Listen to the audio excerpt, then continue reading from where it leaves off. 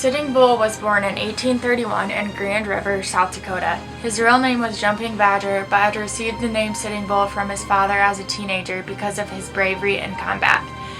Sitting Bull became a well-known and powerful Native American Indian chief. His skills as a warrior and respect earned from his people led him to become chief of the Lakota Nation in 1868. Sitting Bull won many battles for the Sioux. He was best known for defeating Custer and his army at the Battle of the Little Big Horn. Sitting Bull was a medicine man, or holy man, of the Hunkpapa Lakota Sioux, who were being driven from their land in the Black Hills. He took up the arms against the white man, refusing to be transported to the Indian Territory. Under his leadership as a war chief, the Lakota tribes united in their struggle for the survival on the northern plains. Sitting Bull was very successful as he increased Sioux hunting ground. He was fearless in battle, was generous in rise, had an exceptional war record with enemy tribes, mastered the sacred Lakota mysteries, and was a medicine man, or the holy man. In 1868, the Treaty of Fort Laramie was signed between the American government and the Native Americans. This treaty stated that the whites would stay off certain areas of Indian land. It was the mid-1870s when gold was discovered in the Black Hills. This was sacred land to the Sioux.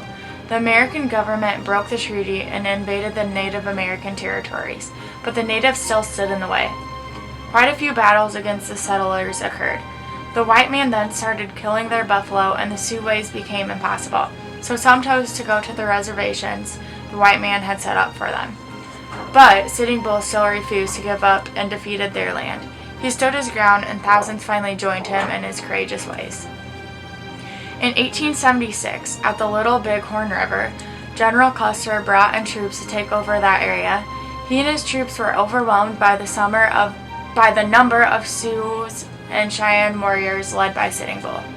General Custer and his small army of a little over 200 were defeated by thousands of the Sioux and Cheyenne tribes.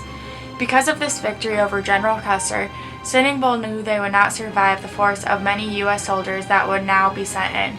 So he gave his men a choice of staying on the reservations. There, the white man had set up across the border with him into Canada. After 4 years in Canada, his people were starving, so he was pardoned and returned to the United States to a reservation as a prisoner. He later joined a Buffalo Bill traveling show. After a while, he couldn't believe what he was seeing with what the whites called civilization. He returned to the Indian reservation in the Dakotas to be with his people. He had quoted, "I'd rather die an Indian than live a white man." He was later shot and killed by police in 1890 on the reservation because they thought he would start trouble again with the new popularity of the ghost dance and what it stood for, which was aimed at restoring the Sioux ways of life. Sitting Bull will be remembered for his great courage and stubborn determination to resist white domination.